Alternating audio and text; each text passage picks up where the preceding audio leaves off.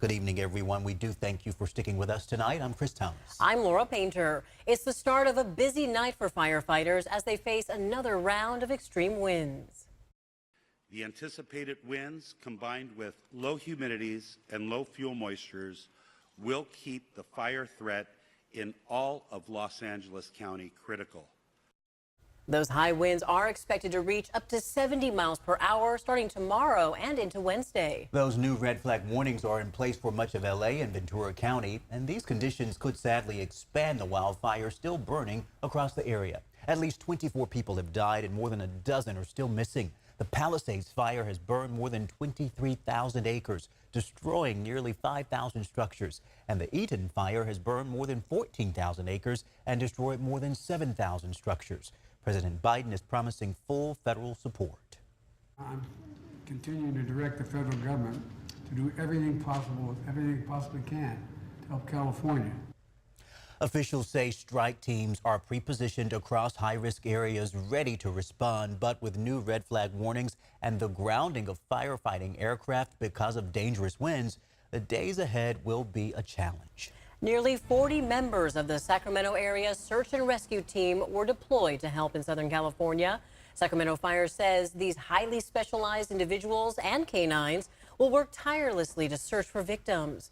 More than a dozen people are missing in LA County as the fires continue to burn. And Monica, this as more winds are starting to hit Southern California again. Right. We're going to see those pick up overnight tonight through tomorrow with our high wind warning going into effect. That will take us all the way through Wednesday at noon. Wind gusts up to 70 miles per hour. Of course, the impacts will be the potential for power outages as well as more fire danger. As we can see, our red flag warning expanding north of Santa Barbara all the way to the border through San Diego. So gusts up to 70 miles per hour. We're talking about extreme fire behavior. We saw a similar situation last week, which will be called a particularly dangerous situation. That's because of critically dry weather, the gusty winds, and we've already got some fires burning. So we're going to once again see that what's called PDS situation for our red flag warning, and that will last all the way through Wednesday at 6 p.m. Winds right now are roughly about 30 miles per hour near Malibu. Offshore winds will continue due to this setup. High pressure ridge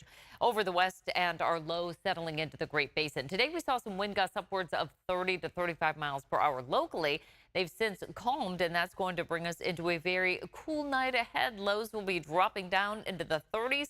We'll talk about the continuation of this dry stretch of weather. Sounds good, Monica. Thank you.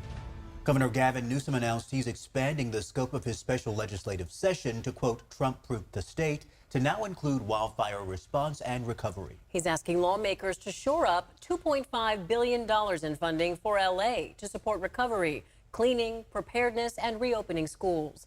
Before the announcement, Assembly Minority Leader James Gallagher says Newsom should get rid of the Trump-proof aspect altogether. Lawmakers are planning to allocate $50 million for a legal defense fund in anticipation of lawsuits with the Trump administration. This special session was ridiculous to begin with, but especially now with the wildfires that we're experiencing here in California, the impending insurance crisis. Governor Newsom sent a letter to President-elect Trump asking him to tour LA. No update yet on if a visit will happen soon. While visiting an evacuation center in LA near the Palisades fire, Senator Adam Schiff addressed concerns about the state-run FAIR plan and the possibility that it could collapse as a result of the fires. Keep in mind the insurance plan is often seen as a last resort. Take a listen. Those in it get the help that's guaranteed under that program. We'll do whatever's necessary. We're going to also have to address the broader insurance crisis that has forced people into the FAIR plan. Federal aid for California could face obstacles after House Speaker Mike Johnson was asked today if he's open to sending more funding. I think there should probably be conditions on that aid. That's my personal view. We'll see what the consensus is. I haven't had a chance to. Johnson blames California's leadership for the current wildfire crisis. He also hinted there is some talk within the Republican Party to tie any aid to the debt limit increase. And for continued coverage of the wildfires, head over to the ABC 10 Plus TV streaming app. We have live updates and our in-depth reports into California's fires and their impact on the home insurance crisis. Download the free ABC 10 Plus TV app wherever you stream.